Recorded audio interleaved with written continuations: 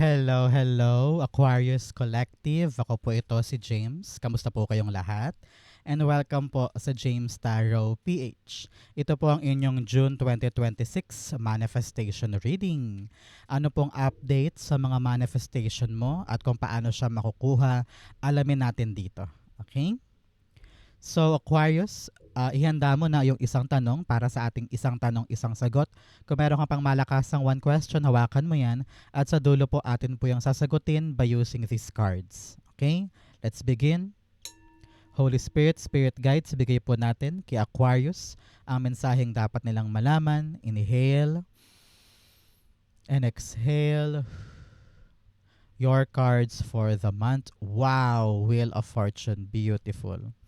Siya nga pala mga Aquarius, maraming salamat po ha sa lahat po ng mga hindi nag-i-skip ng ads, nagla-like, nagko-comment at patuloy pong sumusuporta sa atin every time po na meron tayong libreng reading para sa inyo. Thank you po.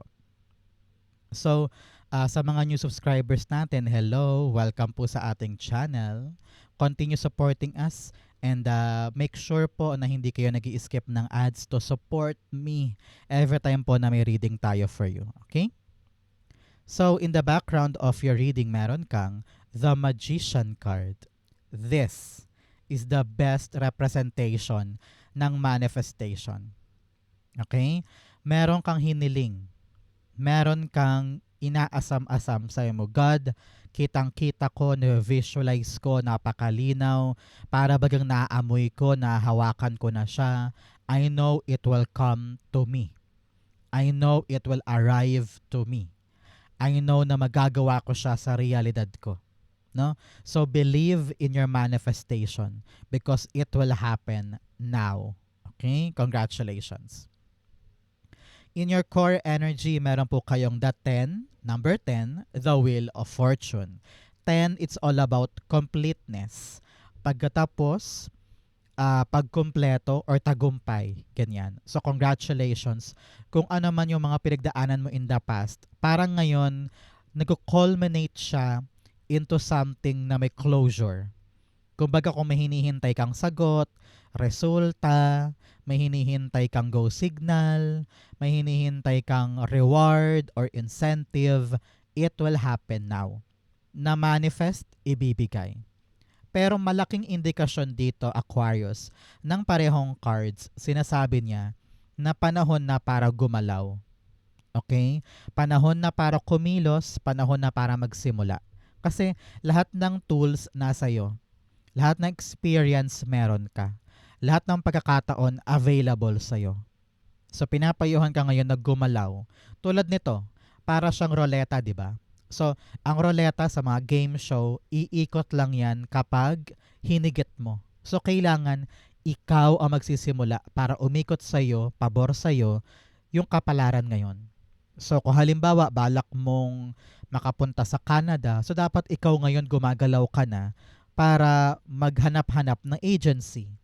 O kaya pangarap mo maging teacher sa public, sa panahon na ngayon para maghanap ka na sa mga school divisions kung saan may available na opening, 'di ba? So kailangan gagalaw tayo ngayon nang sa ganon makuha natin yung pagbago ng kapalaran natin at pumabor sa atin yung outcome.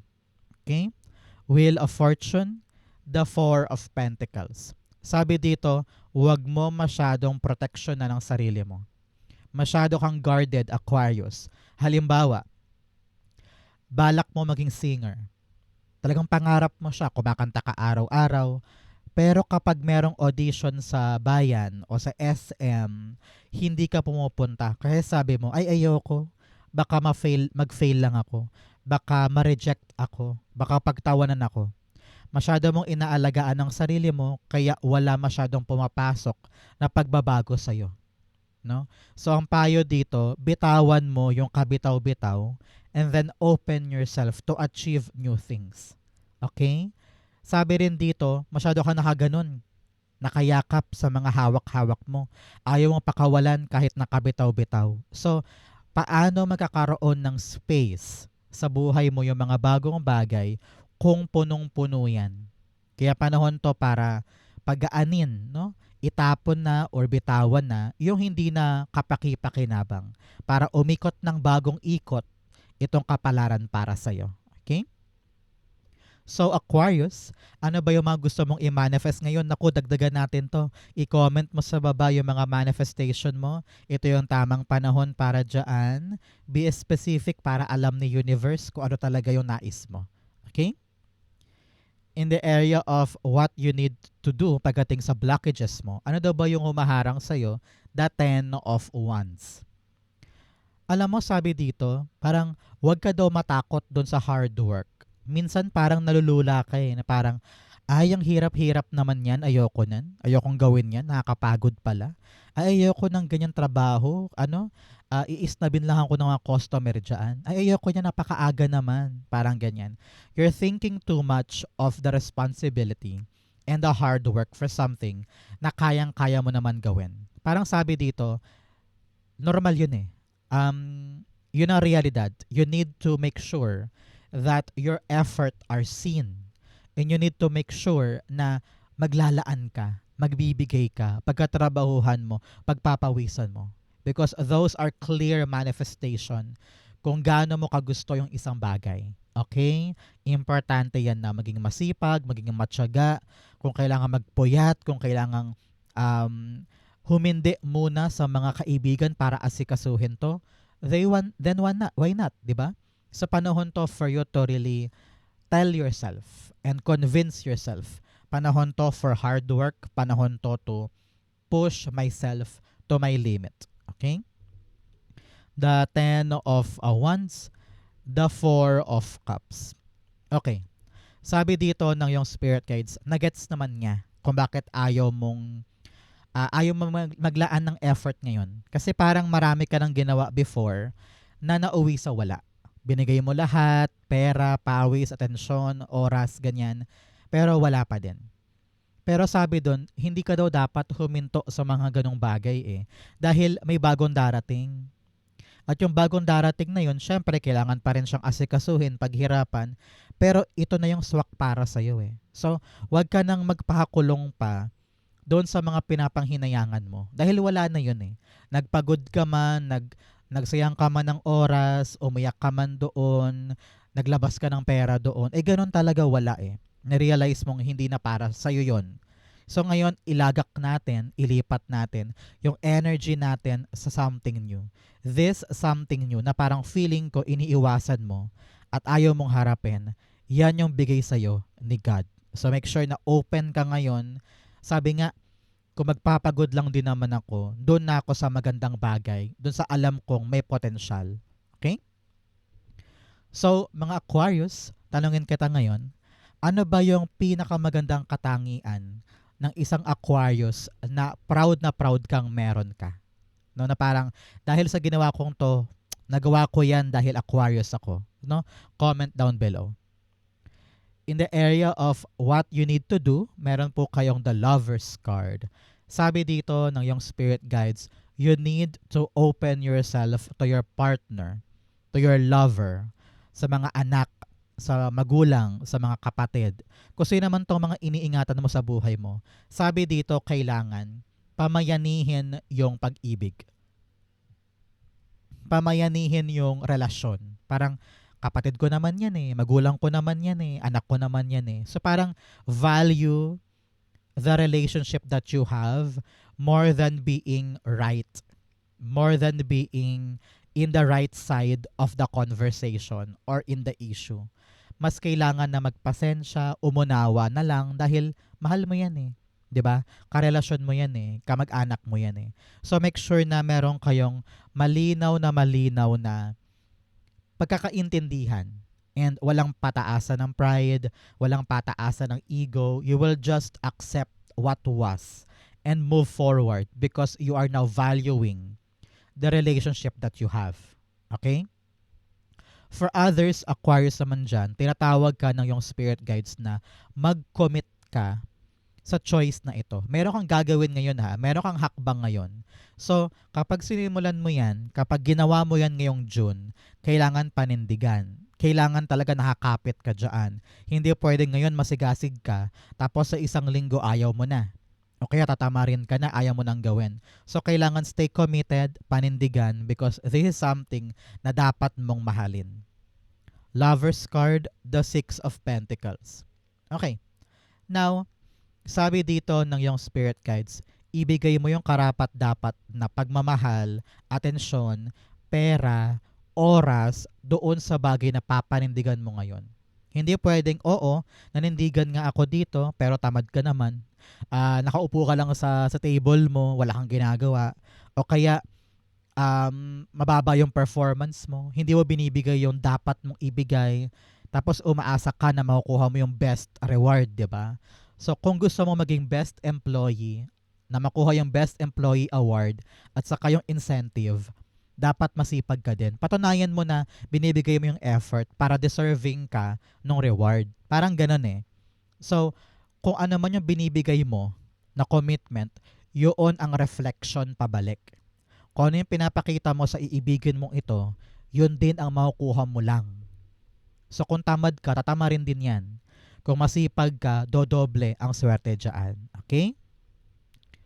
In the area of what's in the area of what you need to focus this time, you have the Six of Wands.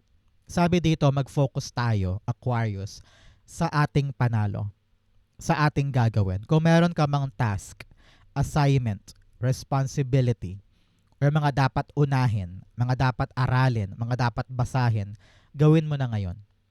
Hindi daw pwede na distracted ka or paiba-iba ka ng gustong gawin, paiba-iba ka ng gustong unahin. Kailangan focus tayo sa isang bagay. Ipanalo mo daw muna yon bago ka lumiban sa iba. Alam ko may pressure sa paligid. Pressure from friends, pressure from family, pressure from workmates o kahit kay boss, no? Gusto niyang gawin mo ng tama or perfect yung isang bagay. Dagdag pressure na yung maraming tao, kaya huwag ka nang malilingat, huwag ka nang maghanap ng excuses or escapism. Tapusin mo ito, panindigan mo ito, itulay mo hanggang dulo para makuha mo yung panalo dito. Okay? You have 666. Huwag kang matakot. Those are angel number of reflection. Pinapayuhan ka na magbalik tanaw ka sa past. Tignan mo kung saan ba ako nagkakamali, saan ako dapat mag-improve, ano yung mga dapat ko nang tigilan, ano yung mga dapat kong ma-appreciate ng mga tao sa buhay ko, and then what should I do now? Lilinaw sa iyo ang present life mo kapag nag-reflect ka. Kapag nakita mo na kung gaano ka nakalayo nakarating at kung ano pa yung mga dapat mong ayusin. So now, in the pursuit of victory, tagumpay or success sa isang bagay, kailangan i-make sure mo na nandun ka talaga, hands-on, prepared, huwag ka nang tumingin pa o huwag mo nang pansinin pa yung drama ng ibang tao. Pag ito yung work, ito yung goal, trabahuhin natin. Okay? Six of Wands, you have the King of Cups. Yes, here, sabi ng yung spirit guides, kalmahan mo lang. Hindi ka daw dapat magpa-apekto sa sigaw, dikta, puna, panlalait, or galit ng ibang tao. Kung sinisigawan ka na ni boss, o kaya nilaratel ka na ng family mo, or pinupuna ka, nilalait ka ng mga kaibigan mo sa trabaho, keber, keber, keber. Isipin mo na lang na wala akong pakialam sa inyo, gagawin ko yung dapat kong gawin, relax lang ako, and I will not let other people ruin what I'm doing now. Okay? Wag mong hayaang maapektuhan ka nila. Deadma ka na, deadma bells. Nang sa ganon, payapa mong maasikaso to up to the point na victorious ka na. Okay? In the area of what's coming in, meron kang gates of triumph. Success expands in your life. Talaga namang meron kang sisimulan na bagong bagay na talaga namang papasukin mo yung pintuan. Pintuan ng opportunity. Pintuan ng bagong pagkakataon para sa'yo. Kaya take it, grab it. Do not hesitate and do not doubt yourself. Okay? In your what's coming in, the Five of Wands. Sabi dito dahil meron kang papasukin ng mga bagong bagay, meron kang sisimulan ng mga bagong pagkakataon, normal lang na meron kang makaharap ng mga taong competitive din. No? Normal lang na meron din mga tao sa paligid mo na gusto din yung gusto mo. Ang kailangan mong gawin, huwag kang papa-intimidate. Fight, fight, fight. with passion. Ibigay mo lahat na makakaya mo with Six of Pentacles. And then, make sure na kaya mo mag-hard work ngayon. Ipakita mo na masipag ka, matyaga ka, hindi ka susuko, hindi ka bibitaw, at bibigyan mo ng chance ang sarili mo na kakaiba kumpara sa mga naranasan mo na in the past. Ngayon, parang narinig ko dito, mag-i-strategize ka. Maghahanap ka ng paraan para ikaw yung mag-stand out. Ikaw yung mamayani, ikaw yung manalo. No? Para ikaw ang piliin, ikaw ang mapansin, sa'yo ibigay. Parang ganyan. So, huwag papa-intimidate, laban, laban, laban. Magagawa mo, makakaya mo, push forward ka dyan. Five of Wands, the Two of Pentacles. Si Two of Pentacles is all about balancing act. Pagbalanse ng mga sitwasyon. Kapag meron kang dapat kaharapin, meron kang dapat labanan, meron kang dapat lagpasan, timbangin mo bawat action mo. Nang sa ganon, alam mo yung fight forward. Alam mo kung ano yung pinakamagandang aksyon na pwede kong ilaban. Nakita ko rin dito, Aquarius, na may mga away, conflict, or drama maaring sa pamilya, sa bahay, sa trabaho o sa negosyo na timbangin mo muna kung kapatol-patol ba to? Papansinin ko ba to?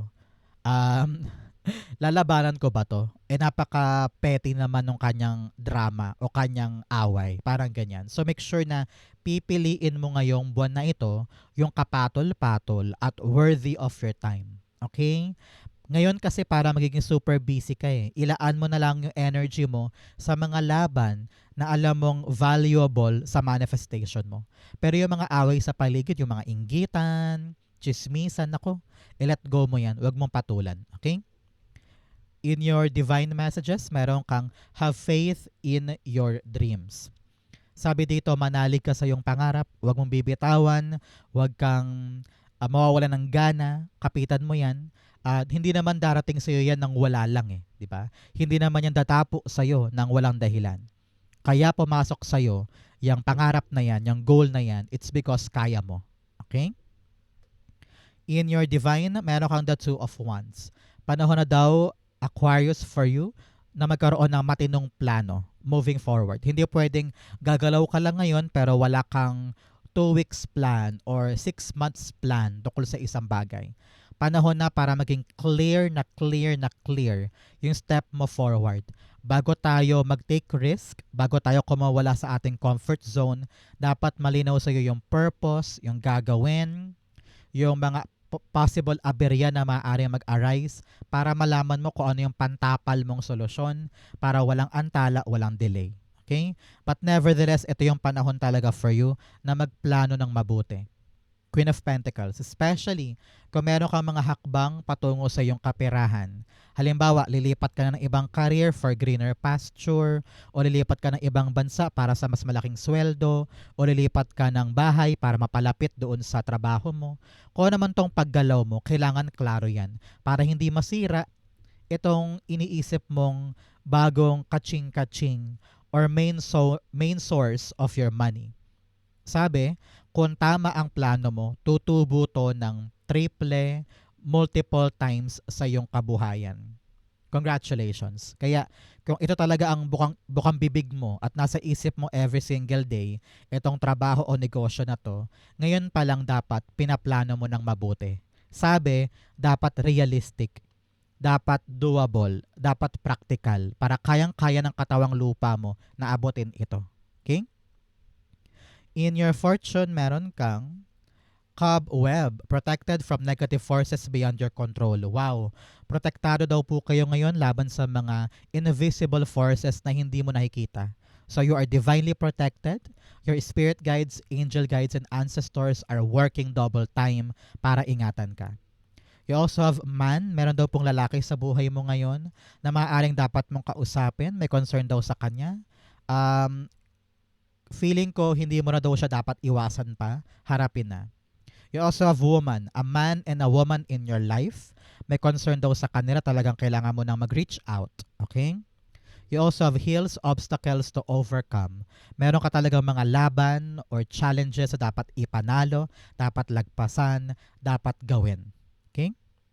In your fortune, you have the Three of Pentacles. Sabi dito, parang madidisplay mo na, may papakita mo na, yung iyong ginagawa sa ibang tao. Parang ready ka na to open yourself for criticism, sa puna, ready ka rin tumanggap ng opinion para mas mapaganda mo pa yung ginagawa mo, no? Sabi dito, huwag kang mahihiya. Darating ngayon yung mga karapat-dapat na tao para pakinggan ka, para tulungan ka, para unawain ka, nang sa ganon, mabuo mo na itong inaaral mo or actionan mo ngayon, no? Sabi dito ng yung spirit guides, parang this time either magpe-present ka sa harap ng maraming tao or para mag-training ka, ikaw yung nag-train, ikaw yung trainer, parang ganyan, or teacher ka ba na parang kailangan mong mag-demo, parang ganyan. No, wag kang matakot. Cooperate with these people. Wag mong isipin na mahina ka o hindi ka marunong because I'm seeing here na tinitingala ka nila and they will see na, uy, magaling si Aquarius. Uy, tamang-tama si Aquarius dito. The applause, nakita ko nandito rin. Some of you, kung kayo po ay may social media, kung kayo po ay content creator, dadami yung followers mo, subscribers mo, and viewers mo. You will get the right people to applaud on your hard work. Okay? Three of Pentacles, the King of Wands. Yes. Dahil sa tulong nila, dahil sa kanilang mga gabay at talagang focus sa'yo, nagawa mo yung plano. Nagtagumpay ka sa idea mo. And dahil sa kanilang tulong, lumakas ang loob mo para idire-diretso siya, para maging confident ka at talagang tuparin itong idea na ito. Congratulations. In the area of your near future, meron kang the 6 of Cups. Sabi dito, sa near future, ang tabayaran mo 6 days, 6 weeks, or 6 months, makakalagpas ka din sa mga mahirap na pinagdaraanan mo ngayon. Totally. Tagumpay ito laban sa lahat ng pasakit at obstacle. Congratulations. Narinig ko rin dito parang merong pagbabati. Kung meron ka mang away, problema, or conflict ngayon with someone, in the near future, you will meet again and lusaw na yung away ninyo. Wala nang hinanakit, wala nang drama, wala nang conflict at talagang okay na kayo ulit. Nakita ko rin dito na in the near future, you will reminisce the childhood in your life. Parang kung saan ka dati nakatira, saan ka dati nag-aaral, na mamimit mo bigla yung dati mong teacher, dati mong kaklase, at masarap alalahanin yung past. So congratulations. The nostalgia will give you the appreciation of your life now at mas magkakaroon ka na ng payapang pagtanaw sa nakaraan na parang okay na pala ako ngayon, masaya na pala ako ngayon, hindi ko na kailangan pang balikan yung past kasi much better ako now. 6 of Cups, the Knight of Pentacles. Ngayon, dahil parang nagkaroon ka na ng kapayapaan sa puso mo tungkol sa nakaraan, ready ka na ngayon tumulay sa mga bago. Napalaya mo na yung sarili mo. At ngayon, unti-unti ka nang aandar sa next level pa o next chapter pa. Sabi dito, huwag ka magmamadali, okay? Kakalagpas mo lang sa nakaraan, no? Sa panahon to para maghinay-hinay, alalahanin yung past para makita yung mga mali at tama para may apply mo dito. Okay? Good luck po and congrats sa mga bagong gagawin. Ang missing puzzle piece ni Aquarius for manifestation niya. Ano yung kulang na ingredient para yung manifestation na yan maganap na? The 4 of Swords.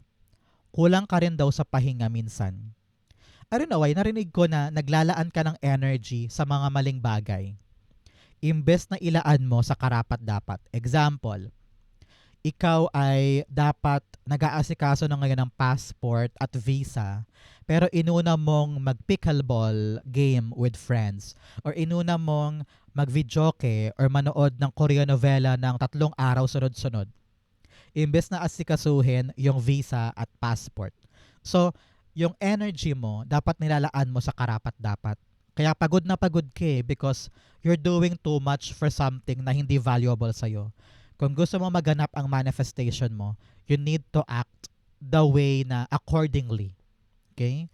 Sabi rin dito na yung mga takot mo, yung mga alinlangan mo, ipahinga mo yan, itaas mo sa Diyos, no?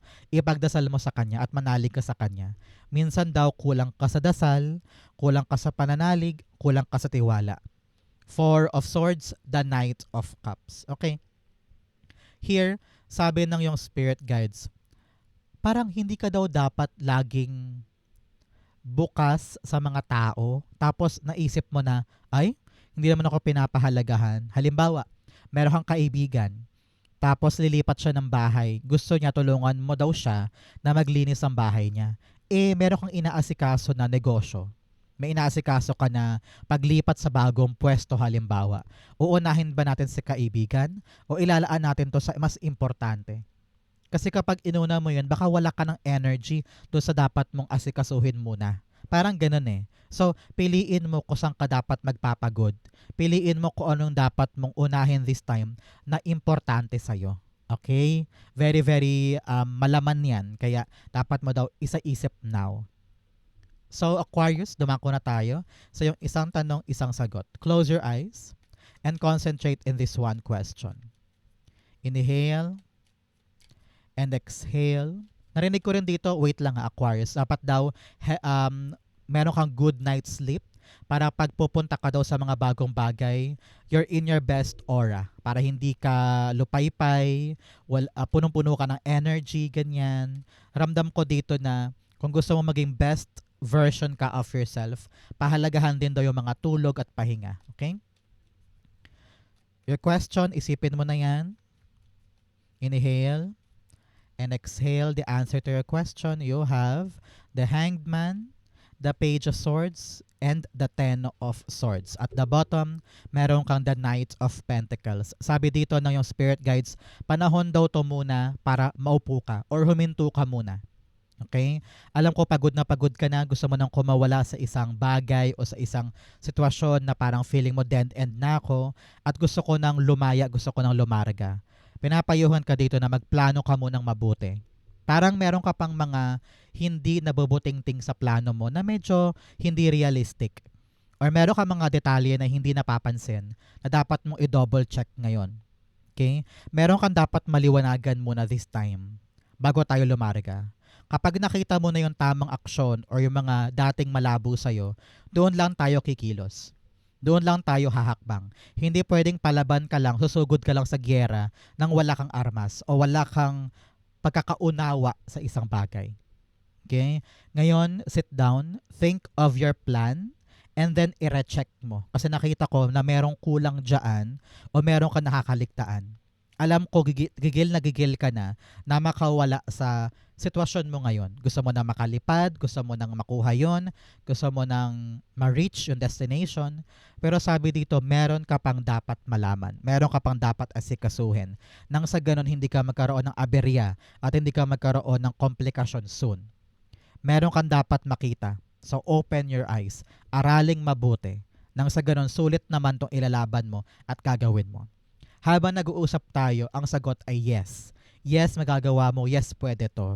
Pero, ito yung pero, meron kang dapat makita muna bago mo to gawin.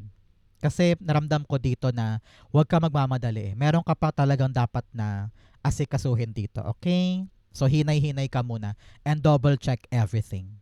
So, Aquarius, ito po yung isang tanong, isang sagot. Ganon din po ang inyong June manifestation. Manifestation dust po para sa inyong lahat. Matutupad na yan. Comment down below, babasahin ko po kung nakaresonate kayo. Thank you, Holy Spirit, Spirit Guides, for the clarity and messages na dapat malaman ng mga Aquarius this time. Thank you po for watching hanggang dulo. I love you. This has been James for James Taro PH. God bless everybody.